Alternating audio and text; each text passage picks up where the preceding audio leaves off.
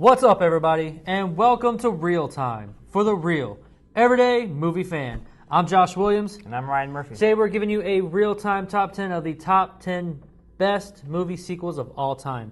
Now, these might not necessarily be the best, better than the original, but we consider them to be the best sequels. In our top 10s, we talk about a certain subject. We either tell you it's the best or worst of a certain subject, and we will give you 5 honorable mentions and then drop down from 10 all the way down to 1. So, starting off with our honorable mentions list. Now, these are in no particular order whatsoever.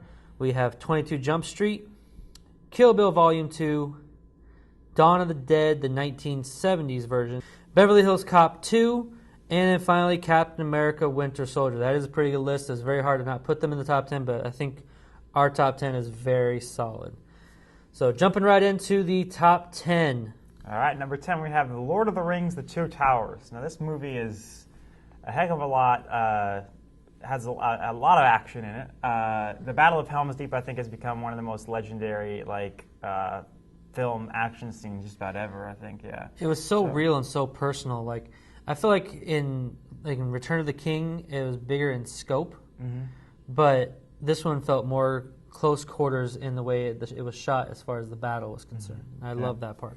Coming at number 9, we have SpiderMan II. Now, this movie is just flat out amazing, purest sense.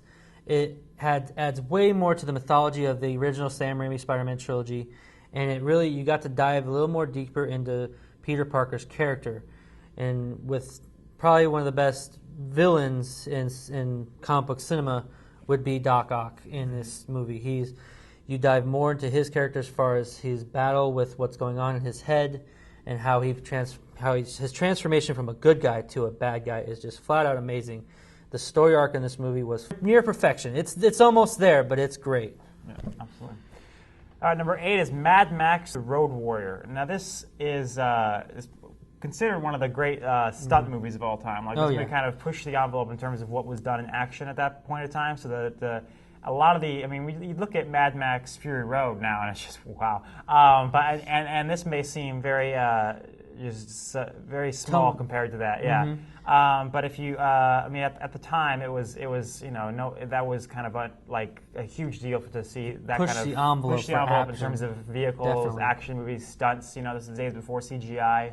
I don't even know how much CGI was using. I don't think there was that much CGI. There in Fury probably Road, wasn't much at all. But at the time in the 80s, this was actually a big action movie and a big deal for action fans. Big step up from the original, higher production value, higher stunts, more action. It was just more high octane than the original, which made it a very worthy sequel. All right, coming in at number 7, we have Toy Story 2. Now, this is a great sequel to a great original film. It was very hard where to put this in the realm of our top 10, but we felt like it deserved to be there.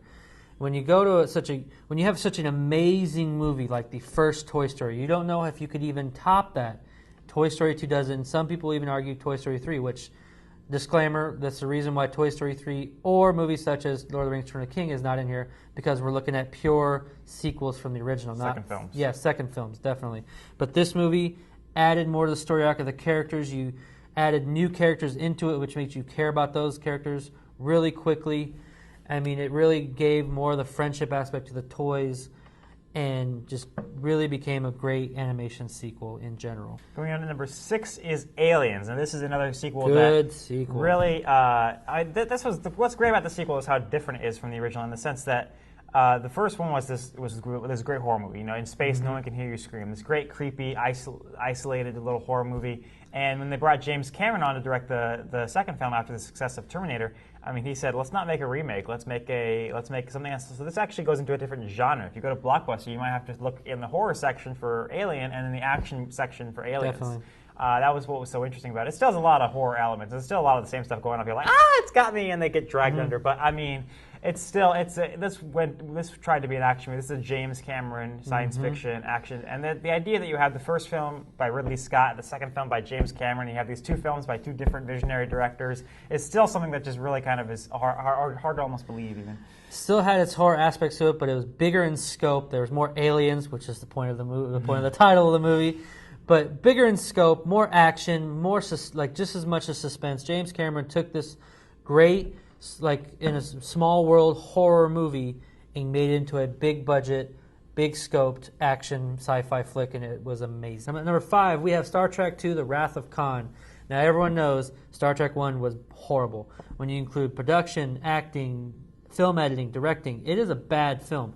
I mean, how much, but you can go leaps and bounds to be better. Disclaimer, considering the great Robert Wise did direct that movie. Yeah. I mean, when you say there's bad direction, I just have to throw that in there. Like, hey, hashtag no disrespect to Robert Wise. No, not at all. You get one bad one. Yep. But Star Trek II: The Wrath of Khan, which Ricardo, how do you say his last name? You're better than I. Montalban came in as Khan, did an amazing job playing an amazing villain in the Star Trek franchise, added more to the mythology of Star Trek. This movie just became leaps and bounds better as far as scope, acting, everything. It just became a completely better sequel. Okay, coming in at number 4 is Terminator 2: Judgment Day. I had to make Josh promise to allow me to talk about this movie. I love this movie too, but he adores this movie. This movie kind of made me love movies. This movie is... Made a lot of people probably love it. It's freaking T2, people. It's like, there is no greater action movie. This is the iconic, definitive action movie of Arnold Schwarzenegger's career, and that's saying something. This, I mean, this is James Cameron's masterpiece, and that's saying something. I mean... When you talk about the great iconic action heroes and the great iconic action movies, you got the Terminator from T2. I mean, this it doesn't get any better than this. This is a great action movie. It's got great heart. It's got a great story, human story. Makes me cry every time. That ending. Yeah, did I mention they blow a lot of stuff up? This is the days before CGI. The very first, like not the very first, actually by far, but like still really early CGI when they did the T-1000. Those effects were so crazy, and that was the CGI, and that was the only CGI because this is before the days where they used it for like cars and stuff like that. That was just revolutionary for them to do that alone. Everything else is still practical, and it's just an amazing, amazing movie. Coming at number 3, we have Star Wars: The Empire Strikes Back. Now this movie is flat out amazing. This movie is easily one of the best movies of all time. When you take into account how good Star Wars was, it was a space opera, a lot of action, just a lot of great fun. This movie had that, but added in a great story, a very dark tone to the movie. When you look at the end scene with that, now everyone now knows the twist of the movie, but when this movie came out, when that twist was "I am your father" came out, it flipped. What? What? Gosh. When that scene came out, it flipped people's minds. It blew their minds completely. This movie is just flat out amazing, in my opinion. Yeah, what's really great about it is the contrast. I think a lot of people thought they were just going to go see Star Wars 2, or it was going to be like, just a lot of the same fun, zany little, and it's like, crap, this got dark. Like, everything's gray, and people are getting hands cut off, and it's like, and it's just about the Empire chasing them. It's like they're not even winning, and it's just like, wow. Well, that was depressing.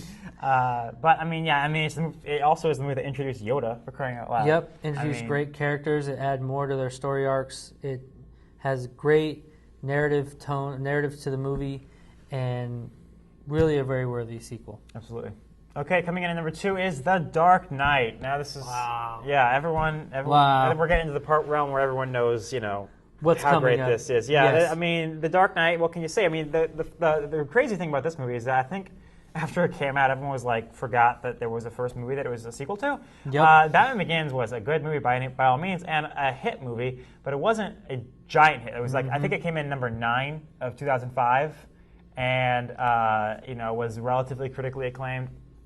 People liked it. When The Dark Knight came out, I was like, wait, what's Batman Begins? It was kind of like The Hobbit to The Lord of the Rings. It was like, it just existed for this movie to come into existence. This was just more than anyone could ever imagine we were looking forward to the next Batman movie. Oh yeah, you're going to see the new Batman movie. It's going to be good.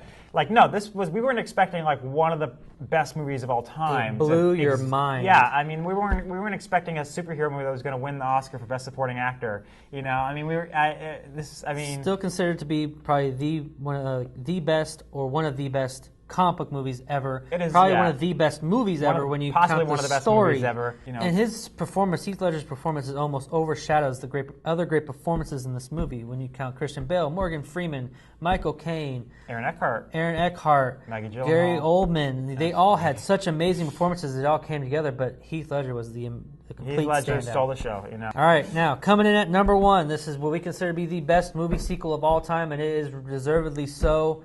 to be number 1 on this list. It is The Godfather Part 2. The Godfather the Part only sequel 2. to have an Oscar win for Best Picture. Well, Return of the King.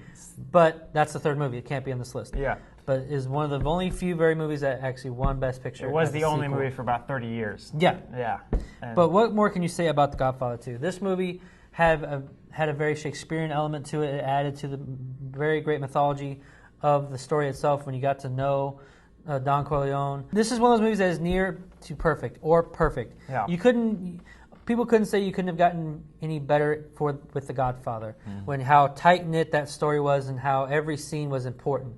This movie took 2 narrative storylines and interweave them into one great story. You said before it had a certain Shakespearean element to it, which I think is very accurate. It is, and when you look at the ending of that movie, it had a very Shakespearean element to it, which is it pushed the boundaries of the movie narrative element. Yeah, it's definitely this epic story of a family. It really furthers. That's the thing that it really does. Is it kind of furthers the idea. This is the story of this great and powerful family, and that's what's epic about it. And almost the rise. You get to see how the Godfather came to be, and you get to see how Michael took that over, and you get to see 2 different generations because that's what it's about. It's about different generations, and families have this legacy to it, and how this family reminds you of actually real life family. It's not only in the mob, but also go back to the Borgias back in the day or whoever else, and these powerful families that have become monarchies and legacies, and this is really about that. It's about the people within it, and of course there's some tragic stuff that happens in this, very much so, and I would say the first Godfather is more romantic, even if it's more about family, and this movie is kind of more about times changing and what was once precious being lost. Yep, exactly. And it's just really a heavy movie, and it's a really great companion piece to the original Godfather. No one really thought that a sequel to The Godfather was a good idea, but who could forget the line? I knew it was you. I knew it was broke you. my You heart. broke my heart. Such a good movie. All right, folks, that'll do us today. Thank you very much for watching. What did you think of our top 10 best movie sequels of all time? Jump in the comments below and tell us whether you think we're right or wrong and what movie you think deserve to be on this list. Also, if you like what you watched, then please click the like button below and subscribe to our YouTube channel so you can see more of our content in the future. Thank you very much for watching, and until next time, thank you for keeping it real. With ReelTime.